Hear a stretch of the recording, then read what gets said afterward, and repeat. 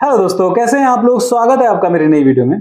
दोस्तों, वोडाफोन ने अपना जो फाइनेंशियल ईयर है 2026 का Q1 का सारी रिपोर्ट पेश कर दी है, जिसमें वोडाफोन के बहुत ही ज्यादा सरप्राइजिंग रिजल्ट्स आए हुए हैं।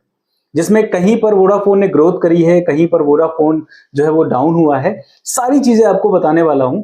और साथ में इस रिपोर्ट के साथ में एक और चिंता जो है वो आ चुकी है बन करके, जो कि वोडाफोन ने कुछ महीने पहले बोला था कि मार्च 2026 तक हम देखेंगे और उसके बाद हम डिसाइड करेंगे कि अगर हमारा जो एजीआर का पेमेंट है वो नहीं किसी तरीके से सॉर्ट आउट हो पा रहा है, तो फिर हम इंडिया में रुकेंगे या नहीं रुकेंगे, हम तब डिसाइड करेंगे जब मार्च 2026 हो जाएगा।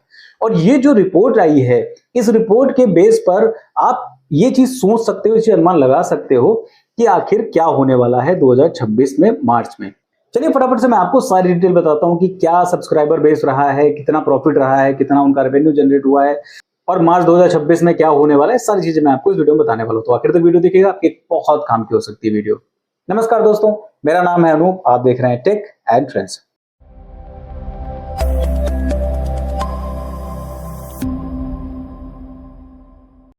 अब दोस्तों, सबसे ज्यादा एक सवाल उठ करके आता है वोडाफोन कंपनी के बारे में जैसे ही आप बात करते हो, फाइनेंशियल हेल्थ। वोडाफोन की जो फाइनेंशियल हेल्थ है ना, वो बहुत ही ज्यादा गड़बड़ चल रही है। इतनी ज्यादा गड़बड़ चल रही है कि वोडाफोन बैंकों से लोन लेना चाह रहा है, उनको लोन नहीं बैंक के दे रही है। रीजन उसके पीछे है एजीआर। इतना ज्यादा एजीआर है वोडाफोन का कि जिसको लेकर के बैंकें भी थोड़ा सा डर रही हैं कि हम अगर इसको कर्ज दे भी देते हैं, कल को इसने अपने आप को दिवालिया घोषित कर दिया कंपनी, तो हमारे पैसे का क्या होगा। और यही सबसे बड़ा सवाल है। और इसी पर वोडाफोन ने बोला था कि अगर गवर्नमेंट की तरफ से एजीआर को लेकर के मुझे हेल्प नहीं दी जाती है, तो हम यहां से अपनी कंपनी को दिवालिया घोषित करके बंद करके चले जाएंगे। इतना कर्जा हम नहीं दे पाएंगे क्योंकि हमारे पास में वो कंडीशन ही नहीं है, वो पैसे ही नहीं है। अब ये जो फाइनेंशियल ईयर 2026 के Q1 की जो रिपोर्ट आई है, उसमें आपको कुछ मैं आंकड़े बताता हूं जिससे आप खुद अनुमान लगा सकोगे कि वोडाफोन का क्या हाल चल रहा है और किस तरीके से वोडाफोन आगे चलने वाला है, किस तरीके से परफॉर्मेंस करने वाला है। अब इसमें अगर हम बात करें रेवेन्यू की, तो रेवेन्यू जो है वो थोड़ा सा बेहतर हुआ है। लगभग 5% रेवेन्यू में ग्रोथ आपको देखने को मिलेगी। जो पिछला क्वार्टर था उसमें वोडाफोन का जो रेवेन्यू था वो 11,013 करोड़ रुपए के आसपास था, जो कि थोड़ा सा बढ़ा है इस क्वार्टर में। उसमें आपको 11,023 करोड़ रुपए देखने को मिल जाएगा रेवेन्यू। थोड़ी सी बढ़ोतरी तो हुई है, लेकिन ये उतना भी ज्यादा बड़ा ग्रोथ नहीं है जो कि इस कंपनी को स्टेबल कर सके। कहीं ना कहीं आपको ये चीज देखने को मिलेगी। उसके साथ में अगर नेट लॉस की बात करें, तो नेट लॉस में भी वोडाफोन जो है वो कहीं ना कहीं थोड़ा सा घटा है। जैसे जो पिछला क्वार्टर था उसमें नेट लॉस जो वोडाफोन का था वो 7,166 करोड़ रुपए था। जो ये रिपोर्ट आई है इसमें आपको 6,608 करोड़ रुपए का नेट लॉस देखने को मिलेगा। यानी ठीक ठाक आपको ग्रोथ देखने को मिल रही है। यहां पर भी पॉजिटिव रिजल्ट हैं, लेकिन उतने ज्यादा पॉजिटिव नहीं है कि फील गुड हो जाए वोडाफोन के लिए, लेकिन धीरे धीरे करके वोडाफोन बढ़ रहा है।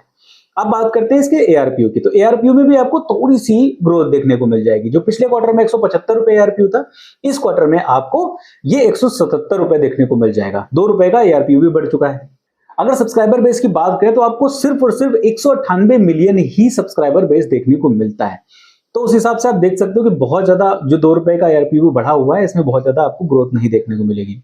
यानी यही एआरपीयू जब 200 से ऊपर जाएगा, 250 के आसपास जाएगा, जैसे एयरटेल का है, तब हो सकता है वोडाफोन ज्यादा बेहतर प्रॉफिट में आ जाए, वोडाफोन ज्यादा बेहतर कंडीशन में आ जाए।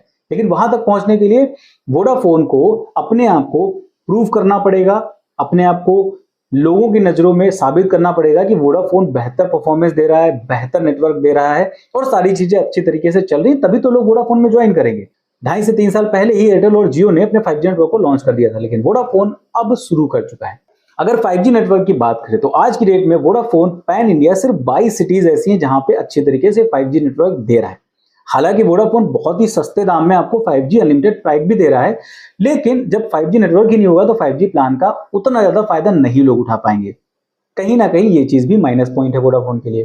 अच्छा, अगर 4G नेटवर्क की बात करें तो 4G नेटवर्क पिछले क्वार्टर के मुकाबले बढ़े हैं वोडाफोन की और अच्छा नेटवर्क हुआ है। 4800 लगभग नए टावर्स लगाए हैं वोडाफोन ने पिछले क्वार्टर के मुकाबले इस क्वार्टर में।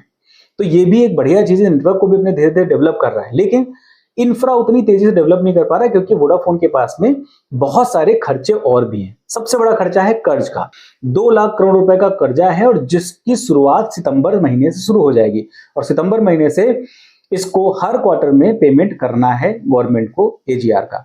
यही सबसे बड़ा सवाल हो जाता है कि क्या वोडाफोन इस कंडीशन में है कि वो ये पेमेंट कर पाए, क्या वो इतना पैसा चुका सकता है, क्या वो इतना रेवेन्यू जनरेट कर पा रहा है। पिछले क्वार्टर से इस क्वार्टर की बात करें तो रेवेन्यू में सिर्फ और सिर्फ आपको 10 करोड़ रुपए का ही अंतर देखने को मिलेगा। जो रेवेन्यू की बात कर रहा हूं उसमें से भी खर्चे निकलेंगे, प्रॉफिट की बात करें तो और भी ज्यादा कम हो जाता है। तो वोडाफोन के लिए बड़ा सवाल है और वोडाफोन कोशिशें भी बहुत सारी कर रहा है प्राइवेट कंपनी से, बैंकों से भी, कि किस तरीके से उनको लोन मिल जाए, किस तरीके से उनको जो है पैसे मिल जाए और वो अपना जो ये कर्ज का जो लोड है उनके सर पर उसको थोड़ा सा कम कर सकें। फिलहाल आप बताइए कि इस तरीके की जो रिपोर्ट्स आ रही हैं उसके हिसाब से आपको क्या लगता है, वोडाफोन मार्च 2026 तक अपने आप को मार्केट में स्टेबल कर पाएगा? क्या डिसीजन रहने वाला है उसका? वोडाफोन चला जाएगा दिवालिया घोषित करके या फिर मार्केट में अपनी पकड़ अच्छी तरीके से मजबूत कर लेगा? आप अपनी राय हमें कमेंट करके जरूर बता सकते हैं। अगर आपको वीडियो पसंद आई है तो वीडियो को लाइक कर दीजिए, अपने दोस्तों तक भी शेयर कर दीजिए ताकि उनको भी वोडाफोन की फाइनेंशियल कंडीशन के बारे में, एक्चुअल वर्ड फाइनेंशियल हेल्थ के बारे में पता चलता रहे कि कैसी उसकी फाइनेंशियल हेल्थ है। अगर आप मेरे चैनल पर नए हो तो मेरे चैनल को सब्सक्राइब जरूर कर लीजिए क्योंकि इस तरह की बेहतरीन वीडियोस मैं आपके लिए लेके आता रहता हूं और आगे भी लाता रहूंगा। फिलहाल के लिए इस वीडियो में इतना ही, मिलते हैं किसी दूसरी वीडियो में किसी अच्छे से टेक और ट्रेंडिंग टॉपिक के साथ। तब तक के लिए नमस्कार।